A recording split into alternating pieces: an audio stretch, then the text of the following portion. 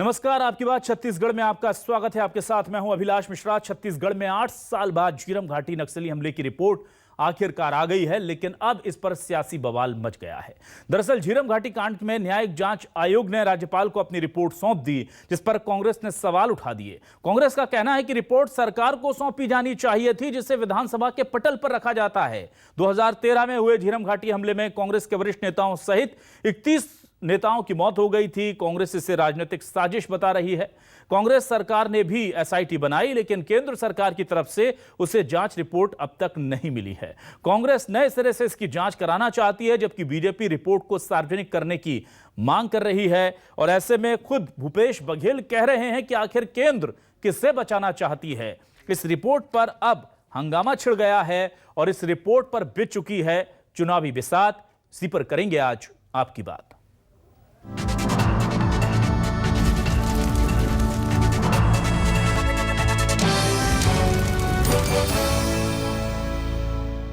तो झीरम घाटी कांड जो है वो दरअसल ऐसा मुद्दा है जो चुनावों तक को प्रभावित कर रहा है। और जाहिर सी बात है, इस बार जो हुआ है, अगर ठीक ढंग से इस चीजें सार्वजनिक नहीं होती हैं तो जाहिर सी बात है कांग्रेस इसे फिर से चुनावी मुद्दे के तौर पर परिवर्तित कर लेगी।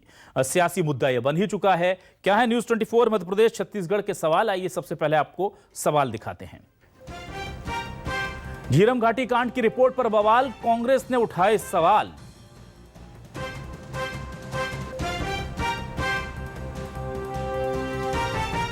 गवर्नर को सौंपी रिपोर्ट, क्या राज्य सरकार से कुछ छुपाना चाहती है केंद्र?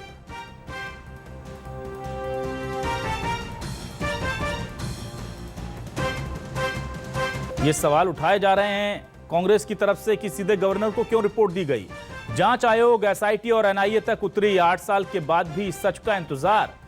तमाम बातें हमने सुन ली, तमाम चीजें हमने देख ली, जांच एजेंसियों के नाम देख लिए। छत्तीसगढ़ में झीरम कांड की जांच में सियासत की आंच।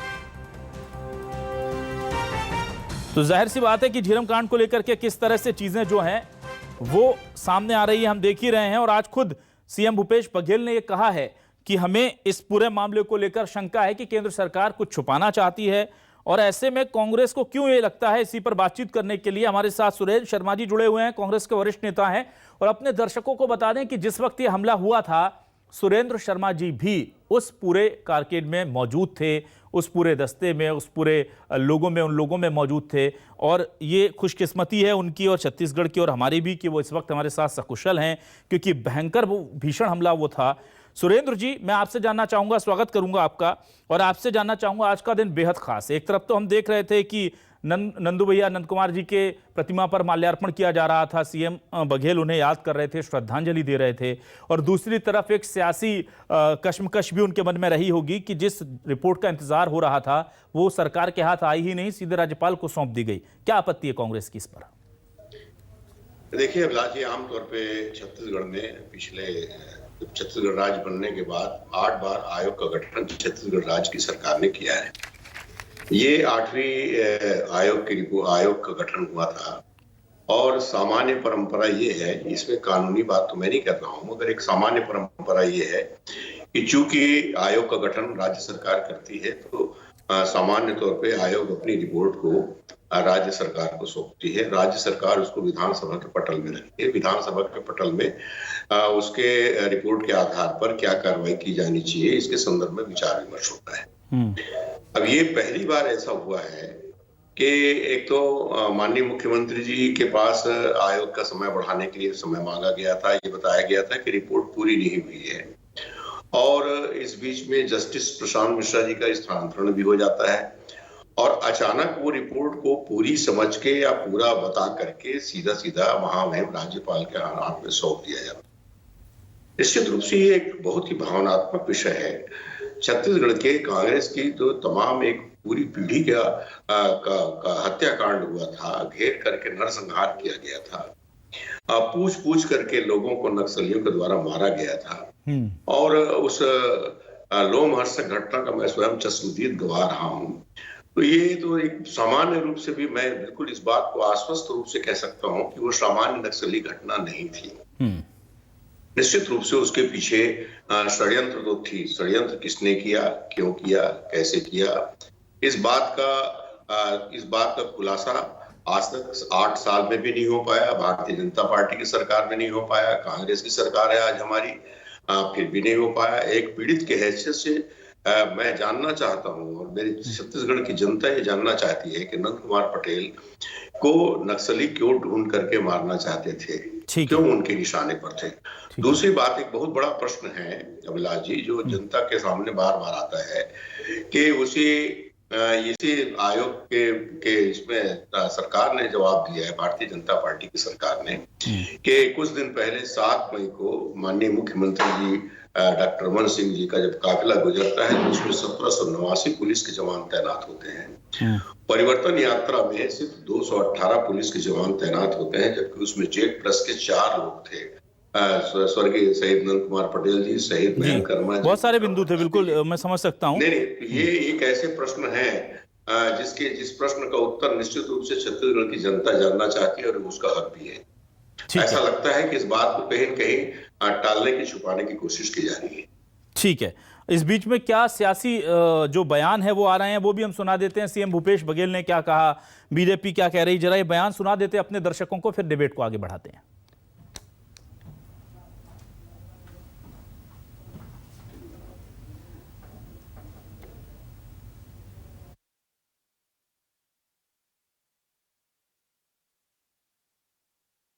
रिपोर्ट राज्यपाल को सौंप दिया गया है। तो जब जांच पूरी नहीं हुई है इसलिए समय वृद्धि की मांग किया जा रहा है और दूसरे तरफ राज्यपाल को सौंप दिया गया है, ये दोनों बात विरोधाभास हैं।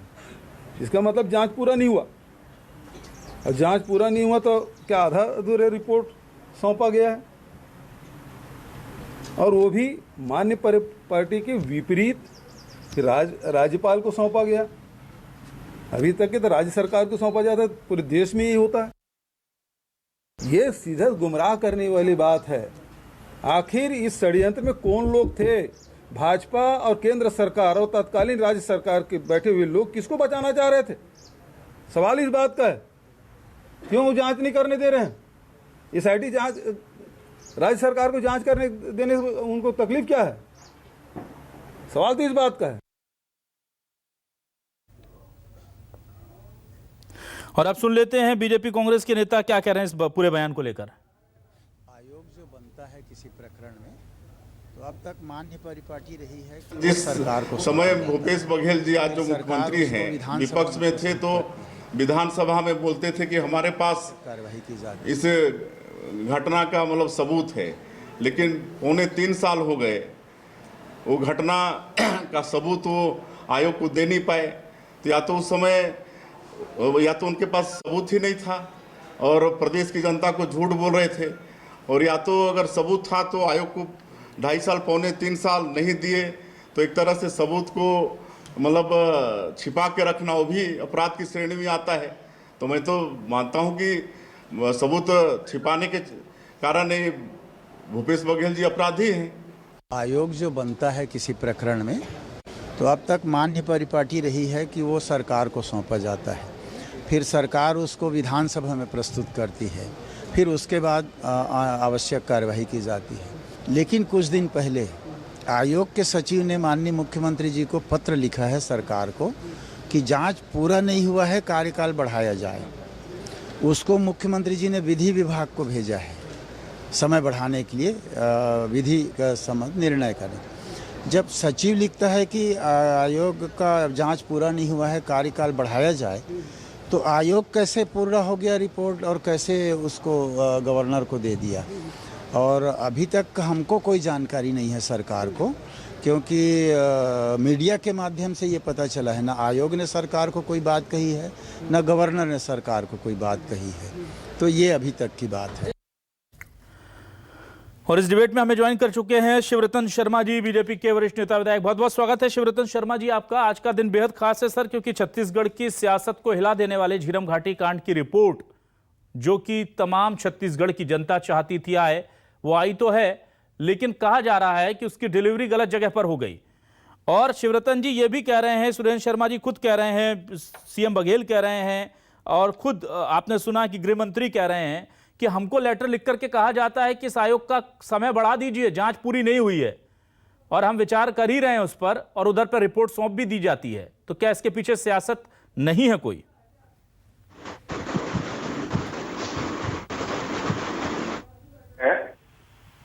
जब से झीरम घाटी की घटना घटित हुई है जी, तब से कांग्रेस लगातार इस घटना पर राजनीति करने में लगी हुई है। माननीय मुख्यमंत्री जी का कहना कि मुझे समय बढ़ाने के लिए लिखा गया और बाद में रिपोर्ट सौंप दी गई। सरकार किसको बचाना चाहती है? अरे भाई, इसमें केंद्र की सरकार किसी को नहीं बचाना चाहती। ये न्यायिक जांच थी और हाई कोर्ट के जज के नेतृत्व में, प्रशांत मिश्रा जी के नेतृत्व में जांच हो रही थी। आपने इस आयोग को कई बार एक्सटेंशन दिया है। आज उसने अपनी रिपोर्ट प्रदेश के संवैधानिक प्रमुख के हाथ में सौंपी। संवैधानिक प्रमुख के हाथ में रिपोर्ट गई है, तो रिपोर्ट कुल मिलाकर आपके पास आएगी। आप पहले रिपोर्ट देख तो लो, देखने के बाद अगर कुछ बोलो तो समझ में आता है। रिपोर्ट आपने देखी नहीं, राज्यपाल के पास रिपोर्ट है, रिपोर्ट आपके पास आई नहीं, और आपने आरोप प्रत्यारोप करना शुरू कर दिया। इनके साथ तो ऐसा है कि इनके मन मुताबिक निर्णय ना हो तो ये किसी के ऊपर विश्वास ही नहीं करते। एनआईए की जांच हुई इस घटना पर। एनआईए की जांच जो हुई, तत्कालीन प्रधानमंत्री आदरणीय मनमोहन सिंह जी, तत्कालीन कांग्रेस की उस समय जो अध्यक्ष थी सोनिया गांधी जी, आदरणीय राहुल गांधी जी, सबकी उपस्थिति में माननीय तत्कालीन मुख्यमंत्री डॉक्टर रमन सिंह जी ने कहा कि केंद्र जैसी एजेंसी से जांच कराना चाहे उसमें हम सहमत हैं। उनके कहने पर एनआईए जांच की सिफारिश प्रदेश की सरकार ने की। उस घटना के 1 साल बाद तक केंद्र में कांग्रेस की यूपीए की सरकार रही, तब तक वो जांच ठीक थी। बाद में यूपीए की सरकार बदल गई, तब एनआईए पे इन्हें प्रश्न चिन्ह लिखा दिया। आज न्यायिक आयोग को रिपोर्ट आई तो इन्हें प्रश्न चिन्ह लगा दिया। लेकिन शिवरतन जी, जो बेसिक सवाल है सर, उसका बेसिक सवाल का आंसर चाह रहा था सर मैं, कि अगर जांच रिपोर्ट पूरी हो गई थी, जांच का काम पूरा हो गया था, तो फिर सीएम को या गृह मंत्रालय को खत लिखना कि आप हमारा कार्यकाल बढ़ा दीजिए, ये किस वजह से था सर? देखिए, रिपोर्ट किस दिन प्रस्तुत हुई और पत्र किस दिन लिखा गया, ये तारीख कांग्रेस को बतानी चाहिए। ये बहुत मौजूद सवाल है आपका। सुरेंद्र जी, क्या आप बताएंगे कि ये मांग कब की गई थी? क्योंकि अगर उसको प्रोसेस करने में ही आपने 1-2 महीने लगा दिए, तो हो सकता है तब तक इन्होंने अपनी रिपोर्ट वाइंड अप कर ली हो। नहीं, जैसा कि माननीय मुख्यमंत्री जी ने बताया है कि इसके जांच की प्रक्रिया अभी अधूरी है। 3 महीना इसका समय और बढ़ाया जाए, इस बात की मांग आयोग ने किया था और उसको विधि विभाग को सहमति के लिए, उसके सम्मति के लिए भेजा गया था। ये बात की जानकारी माननीय मुख्यमंत्री जी ने दी है, सार्वजनिक तौर पर दी है। और उसमें ताजुब की बात यह है कि समय बढ़ा नहीं, और उस समय तक आयोग के सचिव ने कहा था कि अभी हमारी जांच अधूरी है, कम से कम 3 महीने का समय इस पे और लगेगा। तो बात दरअसल ये है, एक प्रश्न पैदा होता है कि अचानक ये समय से पहले ये जांच पूरी कैसे हो गई। और दूसरी बात, इसी बीच में माननीय न्यायाधीश का यहाँ से स्थानांतरण हो जाता है। और तीसरा जो सबसे मौजूद प्रश्न है वो ये है कि सामान्य परंपरा के हिसाब से माननीय शिवरतन शर्मा जी भी इस बात को मानेंगे कि आयोग की रिपोर्ट राज्य सरकार द्वारा गठित ये बिल्कुल सही पॉइंट है। जब आप समय बढ़ाने की मांग माननीय मुख्यमंत्री से करते हैं, तो शिवरतन जी, आपसे शिवरतन शर्मा जी, आप तो चूंकि बहुत पुराने जनप्रतिनिधि रहे, संवैधानिक तौर तरीके आप जानते हैं कि कुछ चीजें लिखित नहीं होती, लेकिन परिपाटी जो होती है वो तय परिपाटी यह कहती है कि सरकार के पास रिपोर्ट जाती है और विधानसभा के पटल पर उसे रखा जाना चाहिए था। ये इसमें स्पेशल केस क्यों बनाना पड़ा सर? कोई विशेष कारण इसका? ऐसा है माननीय जी, कांग्रेस जो है इस सारे मामले को एक टेक्निकल मुद्दे में उलझाना चाहती है। ठीक है, परिपाटी रही है कि राज्य सरकार को दी जाती है, राज्य सरकार के माध्यम से राज्यपाल को जाती है, पर राज्य सरकार का कोई भी आदेश निकलता है तो राज्यपाल के आदेशानुसार निकलता है। ठीक है, जिसके आदेश से राज्य की सरकार चलती है, उस आदेश करने वाले संवैधानिक प्रमुख के पास अगर रिपोर्ट प्रस्तुत कर दी गई, इसमें कौन सा पहाड़ टूट गया? वो रिपोर्ट कुल मिला के आपके पास आने वाली तो है ना। एक मिनट शिवरतन जी, देखिए शिवरतन जी, देखिए अगर ये सब कुछ जो प्रश्न किया था जी, कि आयोग ने तारीख बढ़ाने के लिए कब पत्र लिखा और रिपोर्ट कब प्रस्तुत हुई जी, एक टेबल से दूसरे टेबल में लेटर जाने में इस सरकार में महीनों बीत जाते हैं। ठीक है, और सरकार, ये आयोग जो है अपनी पूरी कार्रवाई कर चुका था और लगातार विज्ञापन में निकाल चुका था कि इस विषय पर और किसी को अपने राय देना हो, अपनी कोई बात रखनी हो तो आयोग के सामने प्रस्तुत कर सकता है। निर्धारित समय पर किसी ने अपनी बात नहीं रखी तो ठीक है। शायद आयोग ने अपनी फाइंडिंग तैयार करके ये रिपोर्ट प्रस्तुत की। ठीक है। देखिए, इसमें सबसे महत्वपूर्ण बात यह है, हाँ। माननीय मुख्यमंत्री भूपेश बघेल जी सदन में 13 से 18 तक मेरे साथ सदस्य रहे और लगातार सदन के डिबेट में मेरी और उनके बीच आपस में डिबेट होती रही। जब भी झीरम घाटी की घटना की बात हुई, भूपेश जी हमेशा एक बात कहा करते थे कि मेरे पास बहुत से साक्ष्य हैं, सबूत मैं है। साक्ष्य प्रस्तुत ठीक है। करना चाहता हूं। सुरेंद्र शर्मा जी, ये तो बड़ा आरोप लगाती है बीजेपी हमेशा, जिस पर कांग्रेस खामोश हो जाती है कि क्या। मेरी बात पूरी हो जाएगी जी बोलिए शिवरतन। जब मैं बोलता था कि आपके पास अगर साक्ष्य है तो आप साक्ष्य प्रस्तुत क्यों नहीं करते, तो उनका जवाब रहता था कि हम साक्ष्य प्रस्तुत कर देंगे तो हमारे गवाहियों को सुरक्षा कौन प्रदान करेगा। 3 साल से आपकी सरकार हो गई, आप स्वयं सुरक्षा अपने गवाहों को प्रदान कर सकते हो।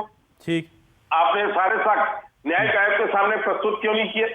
आपने सारे साक्ष्य एनआईए के सामने प्रस्तुत क्यों नहीं किए? ठीक। कुल मिलाकर मैं तो ये कहता हूं कि राज्य सरकार के रूप में भूपेश बघेल जी इस पूरी घटना पे सिर्फ और सिर्फ राजनीति कर रहे हैं। ठीक है सुरेंद्र शर्मा जी, बड़ा गंभीर आरोप है सर। बार बार कांग्रेस कहती है कि सबूत है, सबको पता है, हमारे पास सबूत है। जाहिर सी बात है, सबूत थे तो अभी तक पेश क्यों नहीं किए गए? और आप मत कीजिए, आपको यकीन नहीं है किसी भी एनआईए पर नहीं है, जांच आयोग पर नहीं है, सार्वजनिक कर दीजिए सर। सार्वजनिक कर देंगे तो फिर क्या दिक्कत है, पर वो भी नहीं हो रहा है। ये तो बहुत जायज सवाल है सर। अभिलाष जी, सबसे पहली बात यह कि माननीय शिवरतन शर्मा जी ने कहा कौन सा पहाड़ टूट गया। अरे भाई, जिस पार्टी के शीर्षस्थ नेता मारे जाएं, 31 लोगों की हत्या हो जाती है, घेर करके नाम पूछ करके हत्या हो जाती है, तो पहाड़ टूटना नहीं तो क्या है?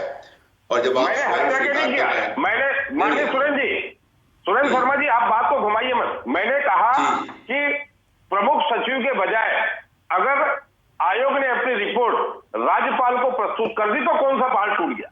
ठीक है। वो नेता सिर्फ कांग्रेस के नहीं थे, पूरे प्रदेश के नेता थे, हम भी उनको नेता के रूप में स्वीकार करते हैं। ठीक है। महेंद्र कर्मा जी, नंद कुमार पटेल जी के साथ में विधायक रहा हूं। नहीं, एक बार सुरेंद्र जी से, ठीक है शिवरतन जी आपके पास भी, हम लोग पहले एक बार सुरेंद्र जी से वो सवाल का जवाब ले लें कि आप लोग सबूत पेश क्यों नहीं करते। निश्चित रूप से मैं यही कह रहा हूँ कि हमारे ऊपर पहाड़ ही टूटा था। और जब जहां तक सबूतों का प्रश्न है या जो भी प्रश्न है, एनआईए की रिपोर्ट एक बार प्रस्तुत हो गई। एनआईए की रिपोर्ट प्रस्तुत होने के बाद फिर उसमें गवाही, साक्षी, सबूत लेने का कोई प्रश्न नहीं। उन्होंने जो अपनी फाइंडिंग देनी थी वो दे दी। अब उसके बाद छत्तीसगढ़ की सरकार आने के बाद छत्तीसगढ़ की सरकार एसआईटी गठन करके इसका निष्पक्ष जांच कराना चाहती है। और जहां तक अभिलाष जी, इसको बार बार इस बात को कहा जाता है कि आयोग के सामने सबूत क्यों प्रस्तुत नहीं किया गया। अरे भाई साहब, इस आयोग का गठन सिर्फ सुरक्षा व्यवस्था में खामी के संदर्भ में ही था। इस आयोग का गठन इस बात के लिए नहीं था कि इसके लिए षड्यंत्रकारी कौन है। ना सुरेंद्र जी, ये आपकी दलील देखिए, इसलिए मुझे कन्विंस नहीं कर पा रही, क्योंकि आपके पास बहुत सारे विकल्प हैं सर। सबूतों को आप चलिए मीडिया में भी मत दीजिए, सुरक्षा का खतरा आप उसे लिफाफे में बंद कीजिए और माननीय सुप्रीम कोर्ट को भेज दीजिए। उन पर तो यकीन है ना आपको, और बोल दीजिए कि सर इस बिंदु की जांच करा लें। नहीं, मैं आपसे सिर्फ एक प्रश्न पूछना चाहता हूं आपके चैनल के माध्यम से। जब एसआईटी की गठन करके छत्तीसगढ़ सरकार जांच कराना चाहती है और जनता के सामने सच लाना चाहती है, तो इसमें केंद्र सरकार को क्या आपत्ति है? लेकिन आपको क्या आपत्ति है कि सर आप अपनी एसआईटी को सामने सबूत देंगे? क्यों होनी चाहिए? नहीं सर, आप भी क्यों जिद कर रहे हैं कि सिर्फ अपनी एसआईटी पर सबूत देंगे, एनआईए को नहीं देंगे, न्यायिक आयोग को नहीं देंगे, सुप्रीम कोर्ट को नहीं देंगे? सबूत देने नहीं देने का प्रश्न नहीं। हम जो है एसआईटी, जो एनआईए ने जो जांच की जी, उससे हम सहमत नहीं थे। ठीक है, हम संतुष्ट नहीं थे।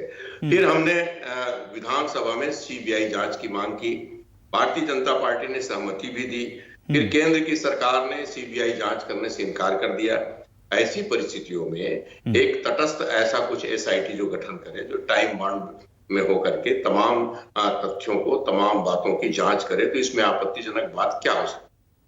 इसमें तो मैं सोचता हूं कि नहीं सर, मुझे ये लगता है कि हमारे जो भी शहीद नेता हैं सर, वो इंतजार कर रहे होंगे कि अगर कांग्रेस के पास सच में सबूत हैं तो वो कैसे नींद आ जाती होगी उन नेताओं को जिनके पास सबूत हैं, और वो उस सबूत को अभी तक जनता से, न्यायिक आयोग से, जांच कमेटी से, एनआईए से, सुप्रीम कोर्ट से, सबसे बचाकर सिर्फ इसलिए रखें कि हम अपनी जांच कमेटी बनवाएंगे और उस पर जांच करेंगे। सर ये बात तो बिल्कुल हजम नहीं होती सर।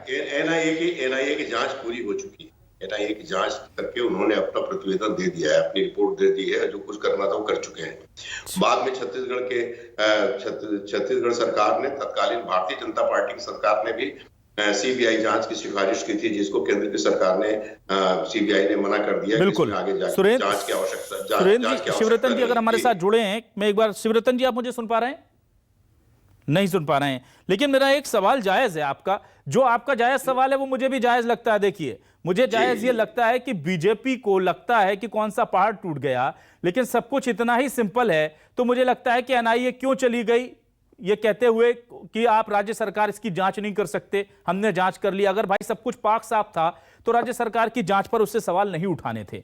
ये यहां पर पहला शक पैदा होता है। दूसरा शक पैदा होता है कि आप लेटर लिखते हैं सीएम को कि कार्यकाल बढ़ा दीजिए जांच आयोग का 3 महीने के लिए, और उसका जवाब आने से पहले रिपोर्ट सौंप दी जाती है, तो दूसरा शक पैदा होता है। तीसरा शक तब पैदा होता है जब एक जांच आयोग, वो भी झीरम कांड जैसी बड़े जांच की जिम्मेदारी संभालने वाले जस्टिस का ट्रांसफर हो जाता है, तो तीसरा शक होता है, क्योंकि उन्होंने रिपोर्ट नहीं सौंपी थी और पहले ही ट्रांसफर हो गया।